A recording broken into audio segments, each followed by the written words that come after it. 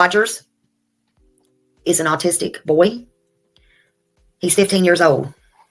He's been missing from Hendersonville, Tennessee. And everybody has been looking for him. Everybody. He is 5 foot 5 inches tall. He weighs 120 pounds. Sandy blonde hair, and he wears glasses. And again, there is no footprint of him whatsoever. You think back, and there might have been a reason he was possibly upset or something outside that could have enticed him to go outside. Was there anything that came to mind? We've been combing over that day and even the weeks before he left, and I haven't been able to figure it out. He's that morning he was laughing, he was joking. Everyone we were around that day agreed that he seemed like he was in a good mood. He was behaving. This boy, I've done told y'all, reminds me of my son that had autism, that is my third son. And he disappeared right down the road from part of where my family lives. And I take all of these cases serious. I am not playing about anything right now. The original thinking was that Sebastian Rogers left home on his own, but the fact that he disappeared without a trace now has authorities looking into the very real possibility of foul play. I'm not trying to accuse them of anything. I'm trying to tell you how suspicious they are now becoming.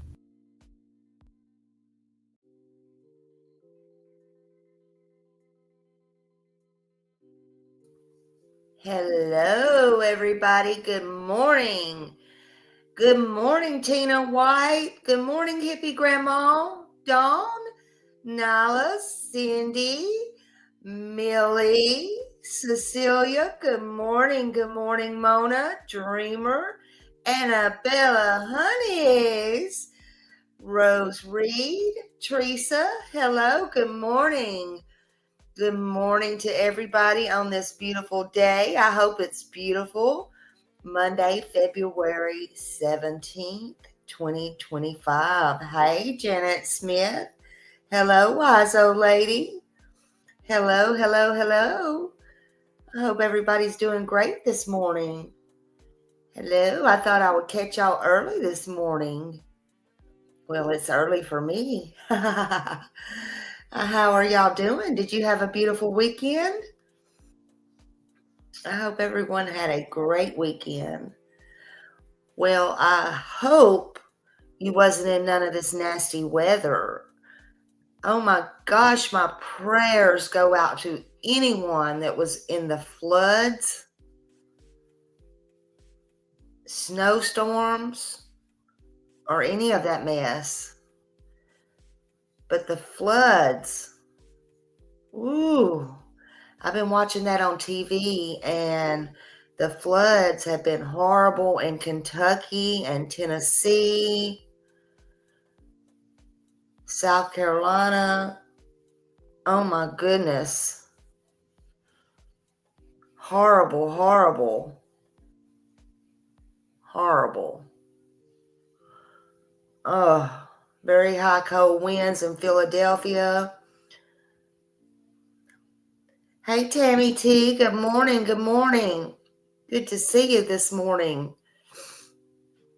Good to see you. I see, New York here, high winds. It's chilly here this morning. I was hoping we wouldn't have any more cold weather, but it's kind of chilly here. Opened that back door and I was like, woo! I don't think it's going to do my flower bed any good that I planted, but we'll see. You're in England. It's sunny and feels quite warm. Oh, my heart goes out to all those with bad. I know. Good morning, Bookworm. Yeah. Oh, and Virginia. Yes, Virginia flooded. Oh my goodness. Yes, did. It sure did. Yeah, I feel sorry. For all the flood victims.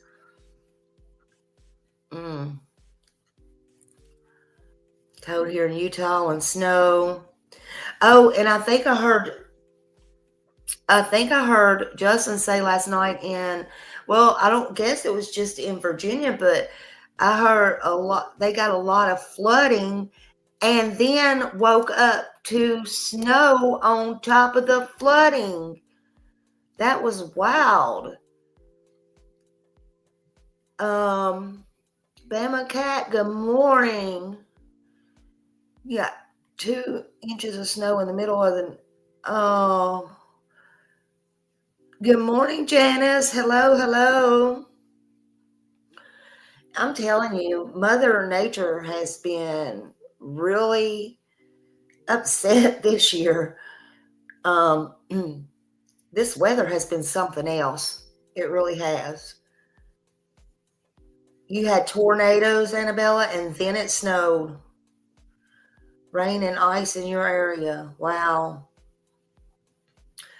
Well, I said when I saw 5 inches of snow here in Florida, then, honey, I would never say never to nothing else. I'm just saying.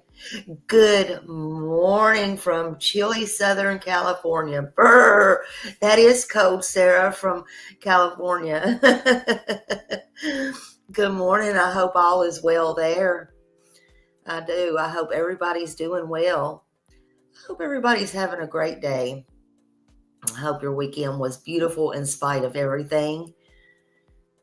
Yeah, my heart goes out, Janet Smith, to all the flooding, all the storms, tornadoes, everything. And be careful out there. Be careful if you got snow, ice. Tornadoes don't give you much of a warning. You know, you just got to be careful. Be careful and pray up. Yeah, and their homes and everything. But all those things are replaceable. Remember that. Your life is not. I hope you got your good coffee this morning or whatever it is you're drinking. I got my good coffee. Yep, got my good coffee. I made it through the weekend. Excuse me. I wasn't on yesterday. I painted my office. I freshened it up. I like to freshen up every now and then. So I freshened up my office. I was a busy bee yesterday. Folgers black silk for you. Yeah, I got Folgers this morning. Folgers in your cup. That's what I like. With some caramel this morning. Sometimes I do French vanilla, but I got caramel this morning. Oh, my son got me some wedding cake the other day, and I got it. It was okay. It was okay. I don't like all them flavors. I like caramel, but I don't. Wedding cake was okay. But sometimes he'll go to the store and he'll get me different kinds, and I'm like, can you just stick with what we got? Now look, a fat girl loves cake. I love cake. Cake is my thing. But I just didn't like it in my creamer that great. I mean, I drank it. Heck yeah, I drank it.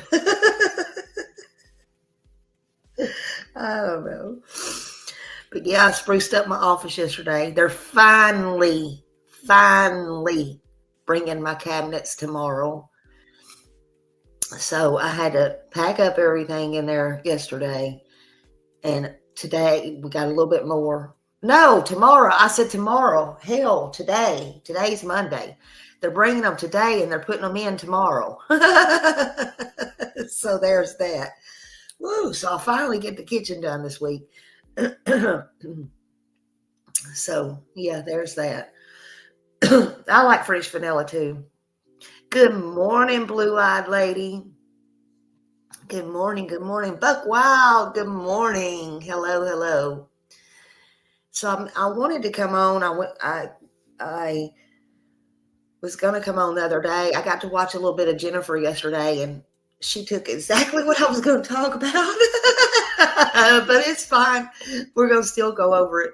We're going to talk about the box a little bit. Because I was like, is there really a box? I guess there really was a box. And then Justin covered it a little bit last night. We just gonna go with Smiley Style today. Smiley Style. Because I had a few things about that. Oh, and let's see, they come out at night, came out with something today. Let me read you that real quick. You might have already seen it. They have, of course, the missing poster, but it says, as of February 17th, 2025, at night, private intelligence maintains the belief that Sebastian Wayne Drake Rogers, 16, is still alive and urges the public to continue submitting any and all information related to his disappearance, as reported by law enforcement authorities. Sebastian's disappearance is being investigated as a criminal matter. Excuse me. Now, we know this is a criminal matter. How could you not? Ellie's already said that. They sent it in an email per Brandon Carter, sent that back in writing. This is a criminal investigation. And then as I was watching, Jennifer Coffendorfer, ex-FBI agent yesterday, whom, by the way, took her time in this matter, in this investigation, and was fair, very, very fair, I believe, to not judge anybody or anything. You know, she yesterday said this was a criminal investigation as well. And the reason I love this, my intro, because Nick Barris, no matter what he wants to say now, cannot backtrack. This intro was made way early on, and he said it was a criminal investigation. So, you know, y'all say what you want to say. But anyway, back to this. As reported by law enforcement authorities, Sebastian's disappearance is being investigated as a criminal matter, indicating that an individual or individuals are accountable for his disappearance. If you possess any information regarding his whereabouts, it is imperative that you come forward and provide it to the authorities. The reward for his safe return remains at $250,000. We, along with Dog the Bounty Hunter and our partners, are resolute in our mission to locate you. Your time is running out. At this time, there are no new public updates, but our work behind the scenes has not stopped. Every piece of information is being diligently analyzed, verified, and pursued. We remain steadfast in our mission to locate Sebastian. Furthermore, we acknowledge the ongoing threats against our team, partners, and legal representatives, and appropriate security measures are in place. At Night has not faltered and will not succumb to intimidation. Every attempt to hinder this search only reinforces our determination. If you have any information concerning the whereabouts of Sebastian Wayne Drake Rogers, please contact the following organizations: Sumner County Office, 615-451-3838, TBI, 1-800-TBI-FIND, or tips to TBI at tbi.10.gov, FBI tip line tips.fbi.gov. Alternatively, you can contact Dog the Bounty Hunter tip line at 833-TELL-DOG or at Night Hotline 844-922-3236. Or you can call or text, email at manhunts@manhunts.one. At Night, we'll keep going until we get the answers we need. Sebastian Wayne Drake Rogers is still out there, and this effort won't stop until we find out what happened. If you have any information concerning the whereabouts of Sebastian Wayne Drake Rogers, please contact, again, the Sumner County Sheriff's Office, 615-451-3838, Tennessee Bureau of Investigations at 1-800-TBI-FINE, or via email tips2tbi@tbi.10.gov, or you may reach out to your local FBI office, the nearest American embassy or consulate, or submit tips to tips.fbi.gov, or contact Dwayne Dog Chapman at 833-TELL-DOG. That's 835-5364, or at night at 844-922-3236, or via text.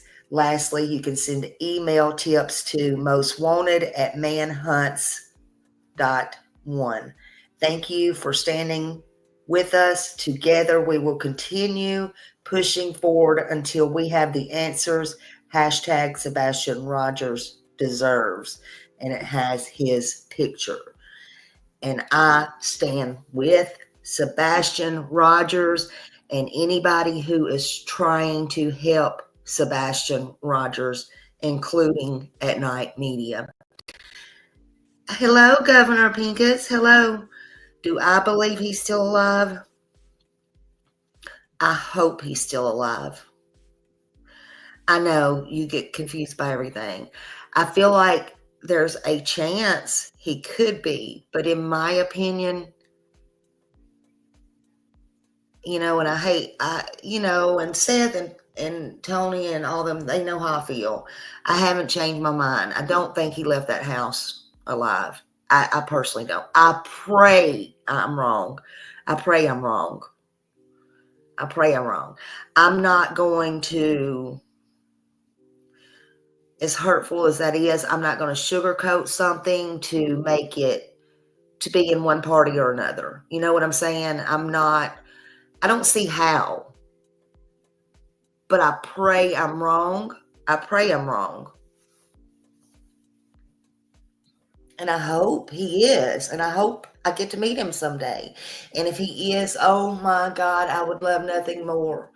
But if he is, I'm going to tell you something. If he is, he didn't walk out on his own. If he is, somebody is hiding the fact of what happened to him. They know where he's at. Okay? And they're wasting a lot of time, a lot of money, and a lot of resources, and they're lying to a bunch of damn people. And they need to be held responsible.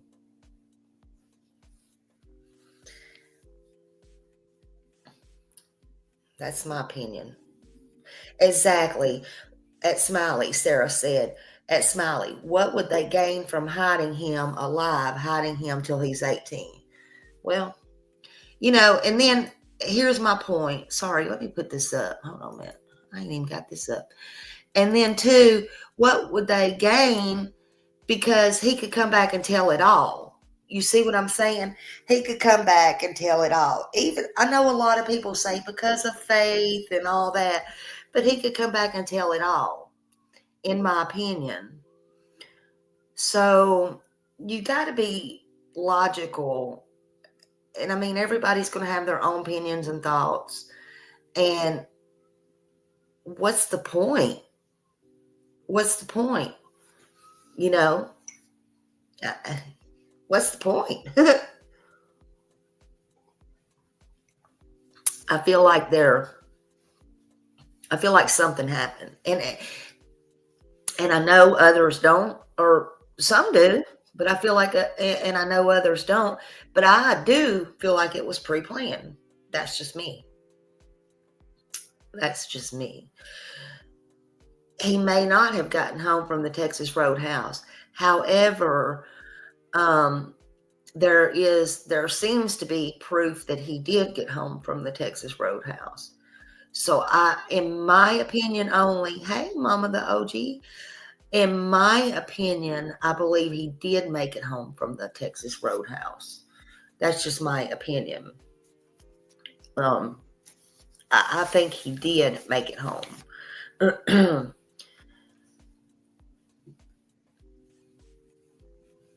I absolutely do.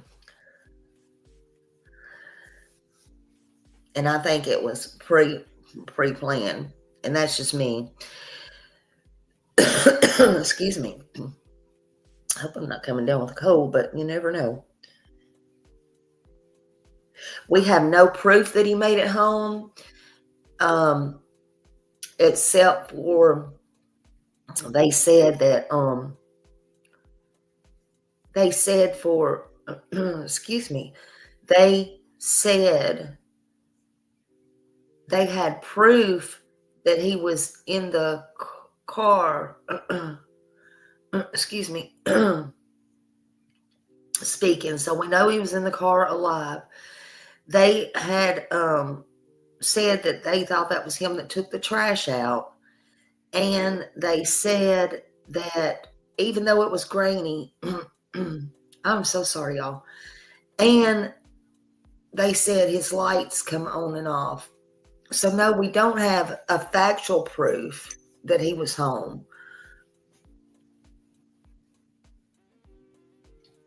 But, you know, that's what we know. That's what we know. But you are entirely right. He may not have made it home.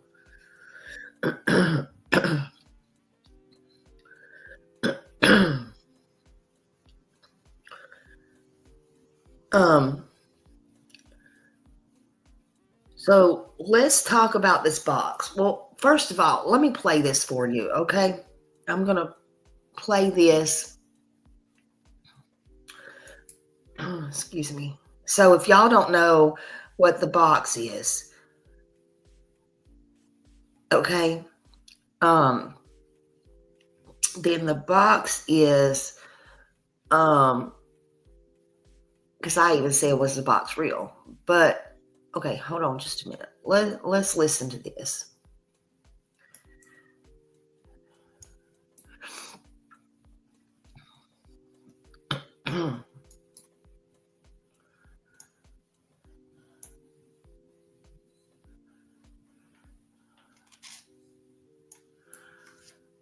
A video discussing the mention of a box in the Sebastian Rogers Where it case. goes to I had to EBS. dig a little deeper to figure out where this information about a box being found came from. I think I have some clarity for all of you today. So Seth had a PI named Heather, who claims she doesn't even talk about Sebastian's case anymore. She has tons of other cases that she is working on, but does hope he is found. In her interesting post, she stated that people need to stop asking her about the box. She says she does not have the box, never had the box, and didn't take the picture of the box circulating on social media. Yes, Here Janet. is the box she is referring to. According to this post on Facebook, the box was found last May, about a mile away from the Proudfoot home. It was found on the side of the road in the bushes, but YouTubers that were out there searching, I believe. This post goes on to say that law enforcement didn't think much of the box, even though Katie's name was underneath it. If you look closely at the mattress, you see pee stains. Going on what Chris said about Sebastian wetting the bed, you can imagine the speculation that is going around about this mattress pad. Online sleuths want to know where the items are, since law enforcement doesn't have them. Comments on Facebook jumped to the conclusion that it was Sebastian's mattress pad, but there is no evidence to suggest that it belongs to Sebastian. I do think if this was found, then it should have been tested, in order to leave no stone unturned. Another post tries to clear up the details surrounding this box. It reads, the mattress pad was found by Terry Lynn. The box of Katie's photos was found by Aaron C., who was with Terry Lynn. Neither of these was found by Seth's former PI Heather, and the contents of the photo box has never been shown. Wonder why? Because it's fake. And there is zero proof that the mattress pad belonged to Sebastian. Aaron claims to have an entire garage full of evidence, including a shoulder bone. She went to Eric Craddock's office to speak to him about it. He wasn't interested because this is fake. This case is so alarming with so many twists and turns. It is hard to know what to believe anymore.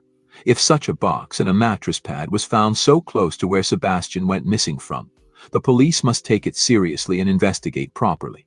What the hell is going on in this case? Okay, so hold on a minute. Yes, sir. Oh, State your name. David Hoover. You solemnly swear or affirm the testimony you're about to Hold on a give minute. the truth, the whole truth, and nothing but the truth. I do. Seek it. Get that off there. Okay.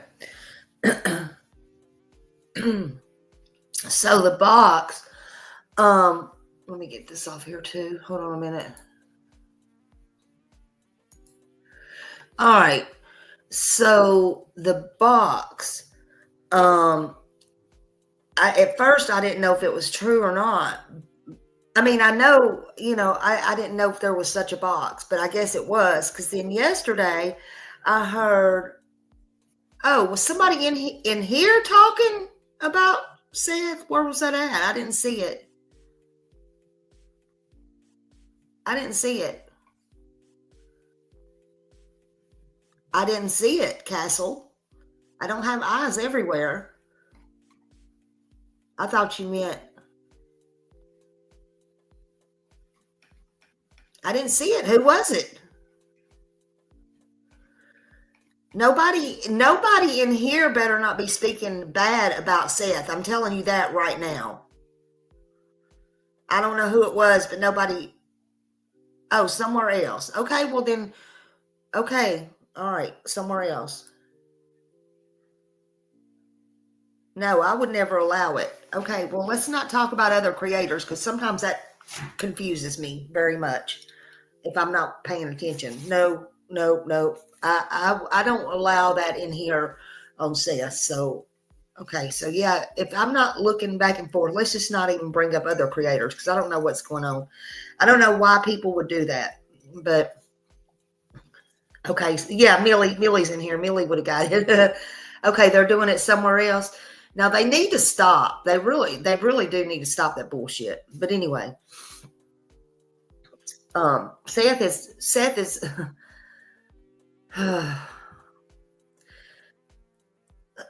look, Seth is not in hiding, is he? No, he's not. But anyway, let's get on with it. Let's get on about the box before I go cray this morning. Good morning, Laura. Good morning. Okay. The box. Again, I don't know if some of the matters about the box is, yeah, don't make me go gangster on somebody this morning. The box, I didn't know if some of the things was true or false. Okay. Let's put it that way. What I do know is Seth's XPI Heather was posting, like they said, because I read that for myself in one of the groups about the box. So she went off about the damn box. That is correct. And Jennifer, I happened up on her yesterday, and she was talking about the box and reading about the box. And then I come up on Evil Exists. So I thought Evil could explain it a little bit better than me. Heather is the XPI of Seth. And as you know, I believe, in my opinion, and I'm not trying to talk about anybody, I believe, in my opinion, Heather might, I don't say factual, I say Heather might have been holding information from Seth, as well as speaking to CP on the side. I am welcome to my own opinions. Again, withholding information from Seth, in my opinion. Now, all of a sudden, this box for her has become a touchy subject. This is what I'm gathering. Okay? Now, I don't know where this box is. Again, I was going to do this before I saw Jennifer do it or anything. So no disrespect to anybody. I don't know what the hell's going on about the box. That's what I wanted to know. So I am glad I got more information out of that. And then I come up on evil, and I'm glad I could play evil so I could get it explained a little bit more. But the conclusion that Smiley come up with out of the Facebook group, reading it for myself with Heather, is where I first saw it, was if she don't have it and she's so worried about everybody calling her, and she's so worried about this box, and don't get me wrong, people should not be calling her or her job or any of those things. But what does she know about this box? Has she seen this box? Did she turn this box into the police? Because now I heard in Jennifer's yesterday, or not Jennifer's, I apologize. I heard in, I think maybe it was Evil Exists, we just heard that the police wasn't interested in the box. I don't know. But did she turn it into the police? Did she talk to the police about the box and the contents? Did she talk to the people? This is what I want to know, because she's a private investigator, okay? Heather was a private investigator. So what I want to know is, she was supposed to be working for Seth. Good morning, everybody coming in. Nobody else is going to ask these damn questions, so Smiley has to get on here and ask these damn questions. As a private investigator working for a father of a child that's missing, or playing the fence of both the father that the child was missing and the other, what did you do? The right or wrong thing? What you should have did she go in Worsham's store or buy that storage shed and ask them to see the video of who in the hell put the mattress pad or mattress there, and or the box? Was it planted? Or did somebody, the perpetrator, put it there? Because no matter if she was on this case anymore or not, hired by Seth, hired by his dime or not, she claimed on Facebook she would always hope Sebastian was found and do the right thing. So did she do the right damn thing?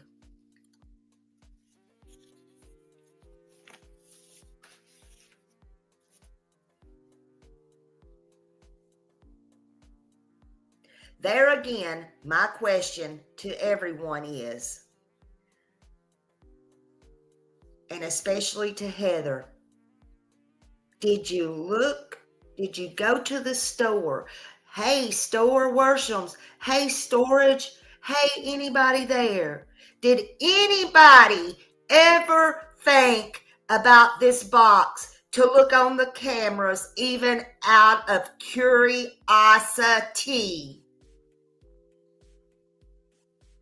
To see how the box and the pad or the mattress got there. When and by whom? I don't care if Terry Lynn is the one that found it. Who put it there? Who? Was it Terry Lynn that put it there? If it was, arrest her ass. If it was a homeless person, okay. If it was Katie or Chris or Corella or Dan the man who does the dirty deeds, arrest them. Why is the important stuff being looked over?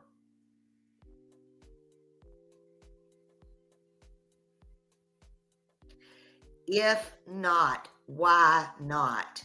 And if you still can.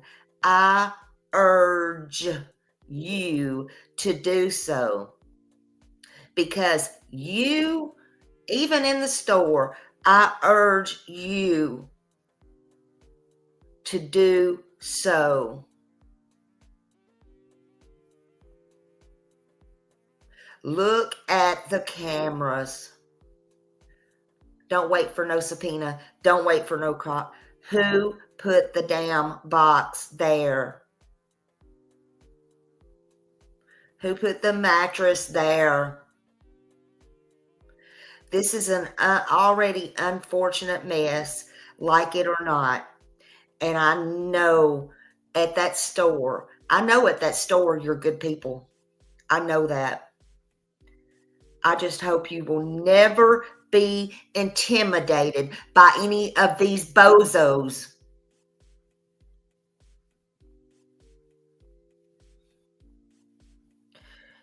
And then to Craddock. Any and everything that's brought to you, to your attention in this case, you have a duty to investigate it to the fullest extent of the law. I don't know if it's true or not that they brought this to you and you said it was not important. I don't know. I would think if there was a missing kid named Sebastian Wayne Drake Rogers, let's just say even if he was a runaway and there was a box of his mom's shit with her name on it, you would investigate it. Forget the mattress pad. You would investigate it, the box. If not, why not?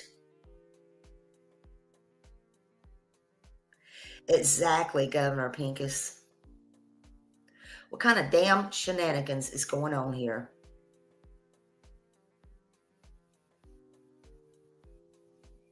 Sure, things could be planted.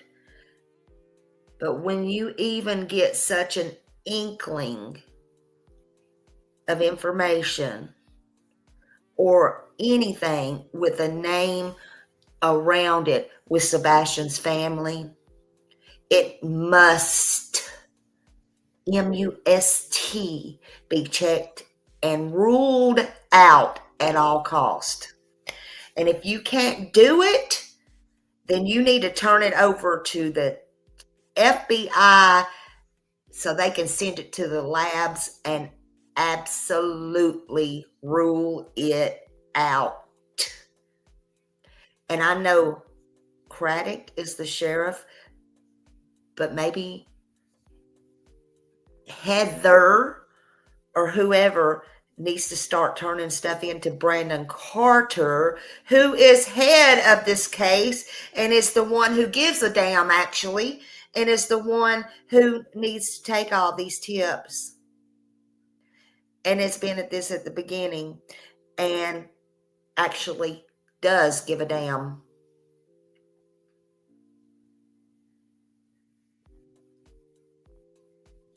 And as far as the mattress or the mattress pad, sure, it could have been somebody homeless. Sure. But again, what about the box? Hey, Marley. Welcome, everybody coming in. But everything needs to be checked out. Does anybody not understand that? Nobody? Nobody?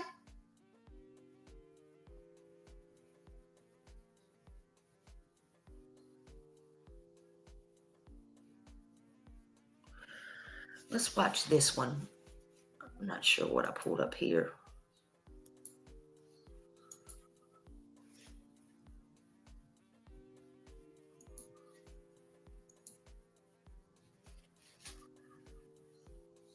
This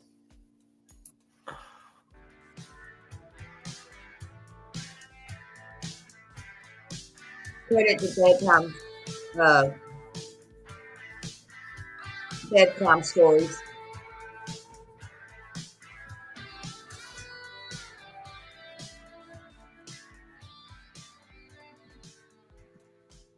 15-year-old Sebastian Rogers was reported missing on Monday, February 26, 2024.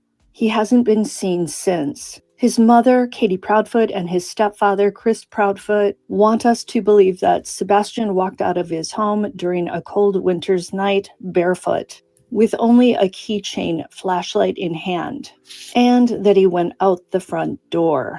It's a fairly ridiculous story. First, Sebastian didn't ever go outside without his shoes, let alone when it was pitch dark outside, 27 degrees Fahrenheit, and all by himself. No. And out the front door, when no security cameras in the neighborhood picked him up. No. A few days ago, human remains were found near the entrance of the Mount Roosevelt Wildlife Management Area, which comprises 11,000 acres, likely filled with a lot of wildlife. What a perfect place to dump a body. Whoever left that body there sounds like they were in a hurry, dumping it at an entrance and not smack in the middle of those 11,000 acres. I mean, I'm pretty sure it's foul play. Did somebody just keel over and lay there all this time? Have some sort of heart attack or something? Perpetrators often choose wooded areas as dumping grounds in hopes that the body or bodies won't be found quickly. Obviously, sometimes the more decomposed the body, the harder it is to decipher whatever means were used to unalive the person. Now, obviously, I don't know if those remains belong to Sebastian Rogers, and I certainly hope that they don't. I just want to point out that it takes 2 hours and 21 minutes, however, to drive from Hendersonville, where Sebastian lived, to this wildlife area. So round trip, that's 4 hours and 42 minutes. Again, I don't believe Sebastian left his mother and stepfather's house on his own accord. I heard Sweetie Pie Lowe say that she believes he was carried out, possibly while knocked out on medication or worse. That made me think of little JJ Vallow. In case you don't know, his mother is Lori Vallow Daybell, aka the Doomsday Mom. Lori Vallow's friend, Melanie Gibb, and her then boyfriend, David Warwick, described seeing JJ Vallow being carried to bed by his evil uncle, Alex Cox. JJ was apparently limp, and Gibb and Warwick later wondered if JJ was even alive at that point. Sometimes mothers like Lori Vallow Daybell do evil things to their children, especially when a stepfather doesn't like the children, finds the children a complication, a burden, a hindrance to the carefree lifestyle he desires. We know that Chris Proudfoot did not get along well with Sebastian, and he wanted Sebastian out of his house. I'm also wondering if there was something in one of those alleged 5 Child Protective Services reports wherein Sebastian could serve as a witness to something that could have landed Chris Proudfoot in trouble with the law, or that could have destroyed Chris's chances of getting more custody of his daughter, Faith. Could that explain why Sebastian went poof in the night? And why nobody wanted to maybe wait until the summer for Sebastian to go and live with his biological father, Seth Rogers? We know from Chris's 4th wife, Nina Gomez, that Chris displayed abusive behaviors toward her and her 2 children from her ex-husband. Honestly, I don't think Chris Proudfoot is capable of loving another man's babies, especially one with special needs. And speaking of those 4 ex-wives, 4 divorces, that's not a good track record. And I'm going to say that people don't typically divorce good, loving, caring spouses. If the 4 women prompted the divorces, then there was something lacking in Chris Proudfoot. Now, it looks like wife number 5, Katie Proudfoot, hasn't run into a problem with Chris Proudfoot yet. Or did she? Was it Sebastian? But maybe she doesn't have any problems with Chris. And what does that indicate about her as opposed to those 4 other women? Could it mean that she's more like Chris Proudfoot when it comes to her character and her personality? Does she not mind him not loving her child? Was she okay with him allegedly calling Sebastian a retard, using a belt on him, basically rejecting him, and wanting to kick him out of the house? Remember, a neighbor said that Chris Proudfoot turned his power washer on Sebastian one They're day. hiding. Was Katie okay with that? Because most loving mothers, I would think, would grab that child, grab their purse, get in their car, and leave if they had the financial means to do so, and then initiate a divorce. Katie Proudfoot seems to be okay with Chris Proudfoot as he is, which again might mean that she's quite a lot like him. We know she's trained in mixed martial arts and is physically strong. Was she also, like Chris, a harsh disciplinarian, a cruel, mocking excuse for a human being? Was it okay with her to pick on a vulnerable 15-year-old? I also want to revisit Katie's use of the term thud. That's a very specific term. I was reading that using very specific words can sometimes indicate something about the speaker's state of mind or intentions, especially in the context of a potential crime. In psychology and forensic linguistics, this can be interpreted in several ways. 1, guilty knowledge or concealment. Using overly specific language could indicate knowledge that the person shouldn't have had unless they were involved in the crime. 2, such language could also be down to unconscious leakage. Sometimes people accidentally reveal information through word choice because they are unconsciously thinking about the crime. I also discovered that the use of the word thud, as opposed to something more vague like a bump or simply a noise, might indicate a vivid memory. This suggests the event made a strong impression on the person using the term. Again, could Sebastian have suffered an accident in his room that night that resulted in him falling to the ground and making a thud upon impact?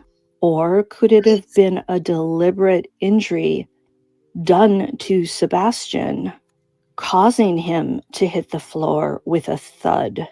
Perhaps some object used for blunt force trauma, particularly to the skull. We know that Sebastian had a delicate area on his skull because of his chromosomal deletion syndrome. Think about JonBenet Ramsey. She sustained a serious skull fracture. Some have theorized that it could have been caused by a flashlight that was found on a table in the Ramsey's kitchen. I also read that using a very specific word like thud could suggest that Katie Proudfoot has a clear idea of what caused the thud, which might indicate prior knowledge of the event.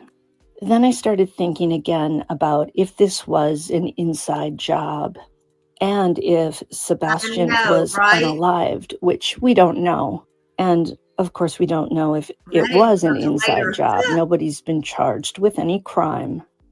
But if it was, could the perpetrator or one of them have justified it by thinking that Sebastian dying might be in his best interests to save him from a life of not having a lot of friends, of social rejection, of having to maybe live with mom or dad for the rest of his life, of never being able to be fully independent? I'm not saying that I think Sebastian could have been unalived because somebody thought they were doing him a favor.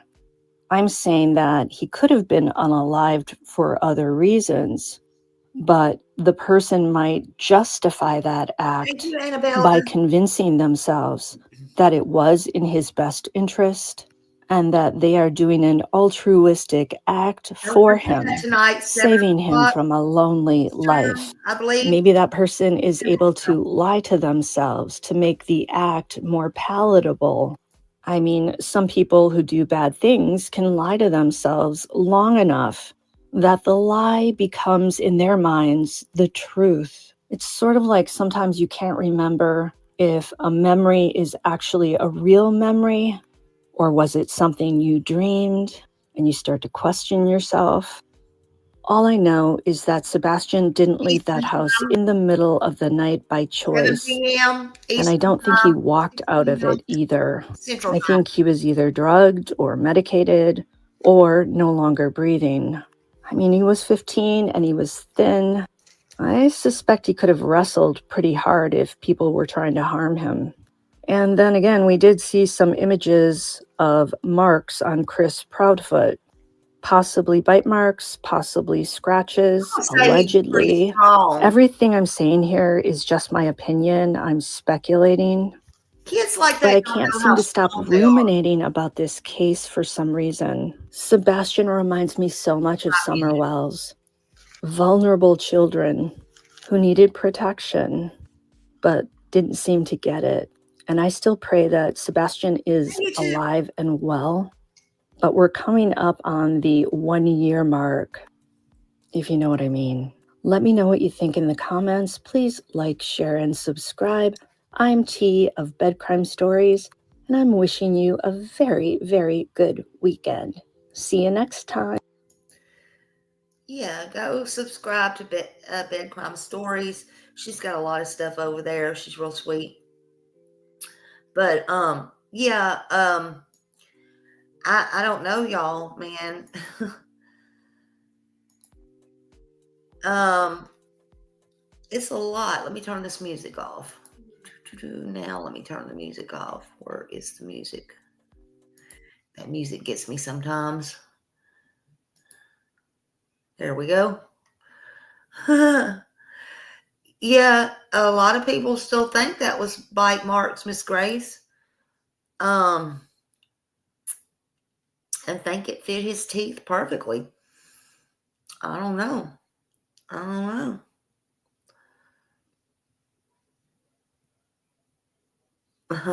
Castle said Sebastian's army crushes their lives over there on X. Yep. X is wild.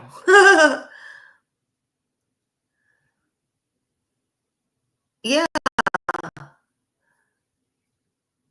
probably. Probably. Yeah, I agree, Miss Grace. And it's okay to have, everybody can have their own opinions. I mean, I think it looks like bite marks myself. And why didn't they? Well, they didn't have reason to, I guess, when he waited till 1 o'clock to show up at the house. Why would they check his arms? And I would be curious to know, did he have on long sleeves, a long sleeve work shirt, a work jacket? They're not going to have reason to ask him to strip off and check his body, right? They're just not going to. And it's wintertime. He probably had on long sleeves, etc. So they're not going to have all that. Hold on just a second.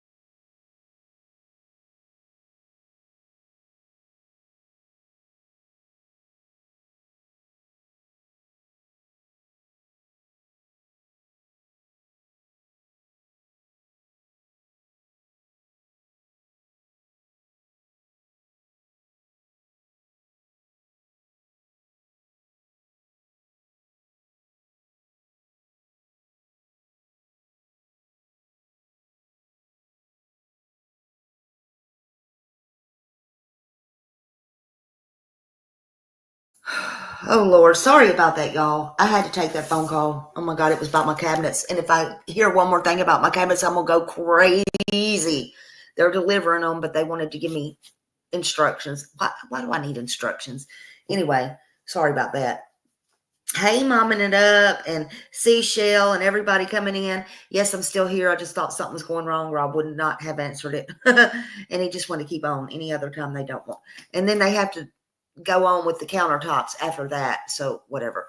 Anyway, we won't go into all that. We're talking about Sebastian here. Let's see. Yeah, Grace said, Smiley, we see how long it took to get baby Evelyn's case together and still was hard to prove.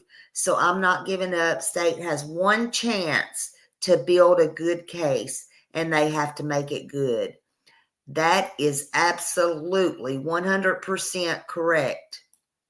So look, listen, I feel like Ellie knows exactly what they're doing.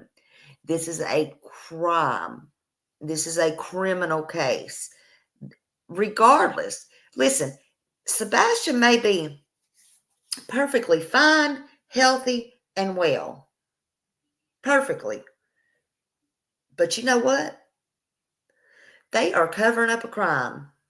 They are covering this up. They are going on here making jokes. Hee hee ha ha. Thinking he's never going to be found. What did Chris say? Chris said, the worst thing that could happen is if he got out and somebody saw him. Say what? Say what? Say what? What you mean by that, Chris? What you mean? What you mean? The worst thing that could happen is if he got out and somebody saw him. You got him chained up somewhere? He ain't gonna be one of them girls in a house for 20-something years somewhere, is he? Because I assure you, whatever the case, alive or unalive, he is going to be found. And if he's unalive, I don't mean to be graphic, but God's got a funny way of doing things. And I hear a little birdie told me that right around your area, you can't even drive in for the damn flood very well.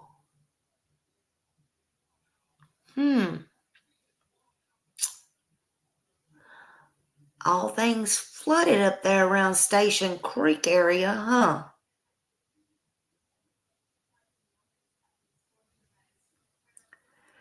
Do y'all know what happens when it floods? And I don't mean little floods. I mean big floods.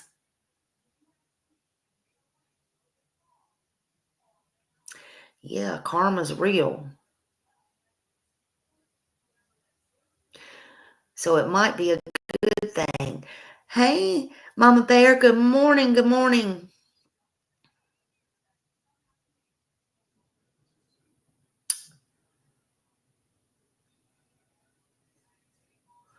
So, just like I said, everything needs to be checked out. Oh, you're fine, Millie. Go ahead. I'm good now. Thank you, honey.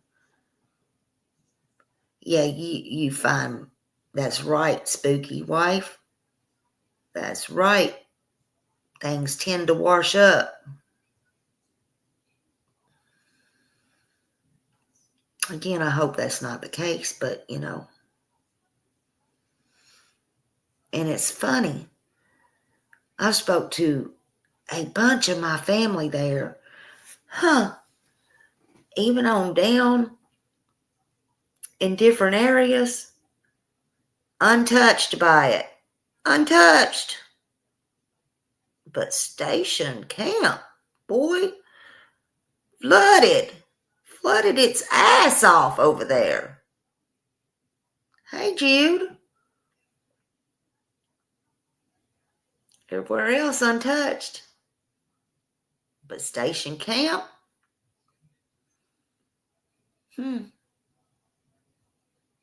Interesting.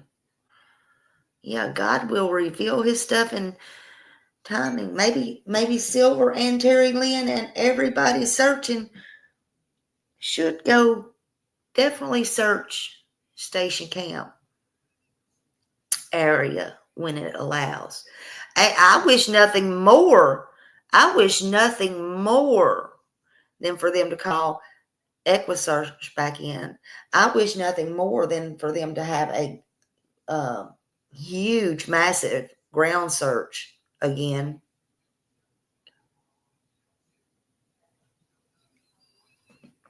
I think now would be the perfect time. Yeah, Chris said everyone will eat humble pie after this is over. Well, who's humble pie? I don't like humble pie. I can tell you this.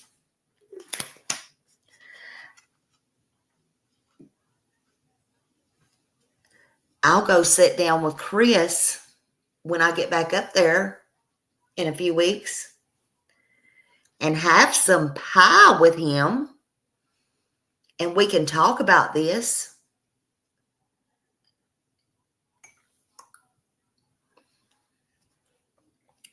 And Chris, I'll be humble. And I think Chris could humble himself a little bit. And how about we both be humble and kumbaya and hold hands and hold Katie Lou's hand and walk up there and talk to Brandon Carter. I'll go with y'all. How about that?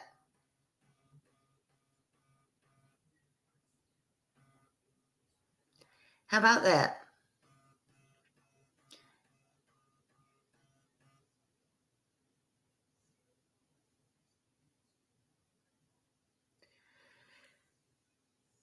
How about that, Mr. Chris? That's an open invite.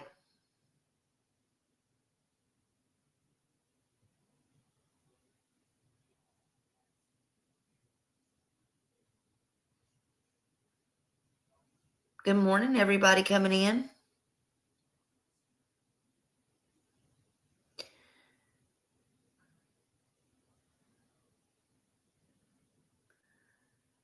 How about that? Smiley will do that for you.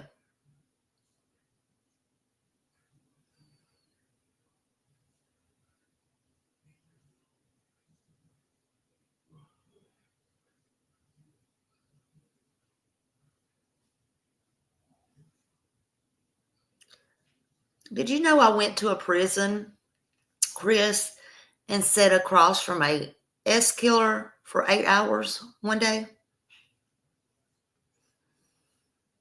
It was very humbling. I would meet up with you and be very humble.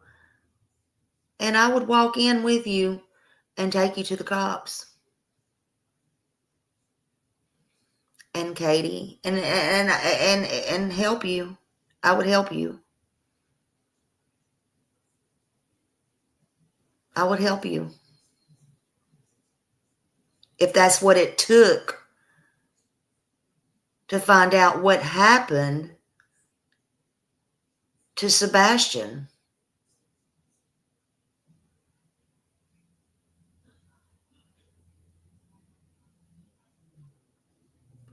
Because in my humble opinion,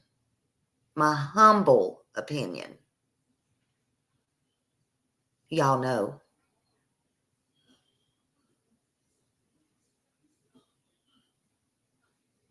y'all know.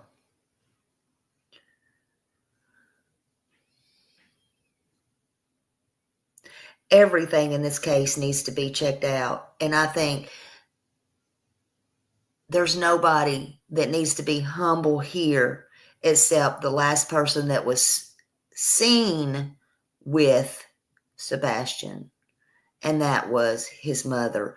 Oh, and by the way, where is that Apple Watch, Katie? Did you get a new one? Or did you lose it somewhere along the way after Texas Roadhouse? I'm just wondering. Maybe they need to get a warrant and search in that dump site, because maybe you actually had to throw that one away for some reason or another. Oh, Governor Pincus, when I'm speaking to somebody, I will speak directly to them. Make no bones, no pun intended, make no bones about it. I want them to know that I'm speaking to them, because I mean what I say and I say what I mean.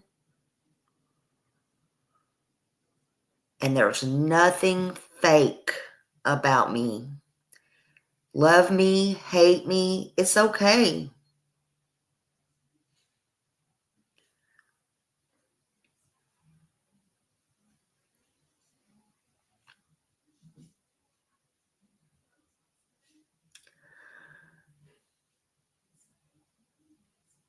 These children deserve better than this.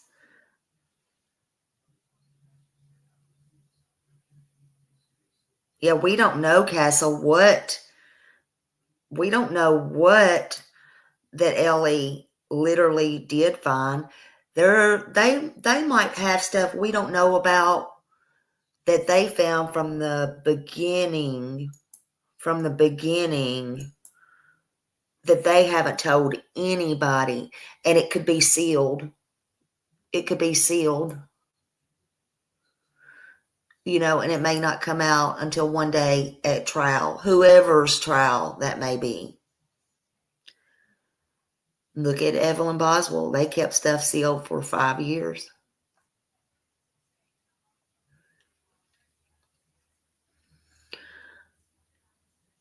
But when you see something or you turn something in, just like this box, it needs to be checked out, in my opinion. It needs to be checked out. It don't need to be brushed off. And maybe it was turned in, and maybe y'all think Craddock or whoever brushed it off. Maybe it wasn't brushed off at all. Maybe it is in evidence, and we'll never know that until the day it's unsealed in the records. But my question still stands.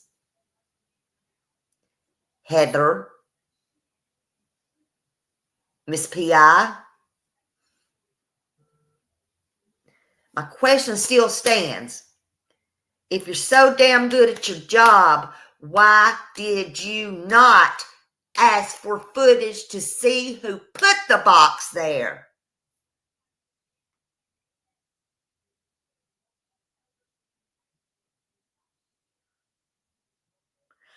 Who put the box there? Was it planted? Who put the box there? Who put the mattress pad there? Who put the mattress there?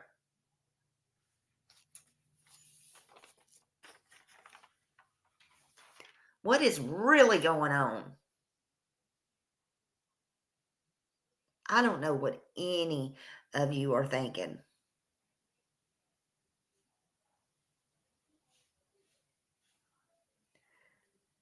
But if one thing is found and it happens to be the smoking gun, then you could be the reason if you don't turn it in, or that you F around with all of this, that Sebastian Wayne Drake Rogers does not get justice. I don't care who you are. So think about Sebastian. He is the victim. Sebastian is the one who matters. Get over your egos. Get over your egos.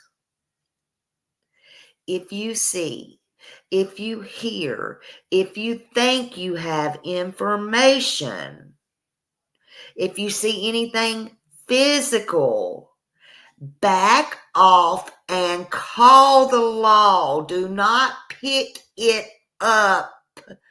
Do not touch it with a stick. Do not move it. Call 911 or call Brandon Carter, TBI, FBI. Don't disrupt the surroundings around it.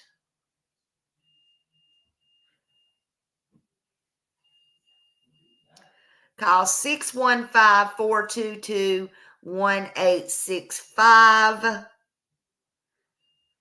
Call 911. Call 1-800-TBI-FIND. You don't touch stuff. Don't do it.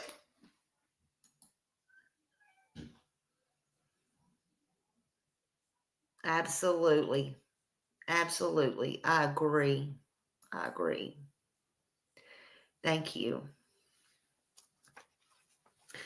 In the meantime, the Lure Lodge is tonight. Everybody go over to the Lure Lodge.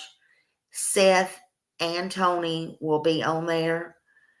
And it's supposed to be really good. Some information I don't know is supposed to come out. But it's supposed to be good. Everybody will be there. This is the link. Go over there and sub up. Listen. See what new information comes out. And what's going on. Pray. And again, if you have any new information, please call in to 1-800-TBI-FIND, 615-442-1865-833-TELL-DOG. Please keep passing out Sebastian's flyers. Keep his name and face out there. And just keep on until he's found. Either way. I thank you all for being here. Thank you so much. Yes, we'll all be watching the Lure Lodge tonight. Thank you. And y'all have a great day. Thank you all so much for joining me today. Thank you. I love you all. Bye.